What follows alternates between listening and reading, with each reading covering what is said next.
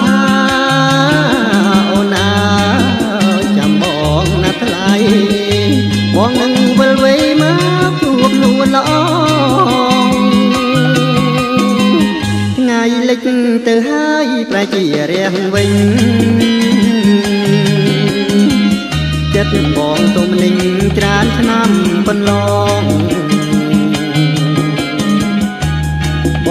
ងវិលវិញហើយណាស្នេហ៍មាសប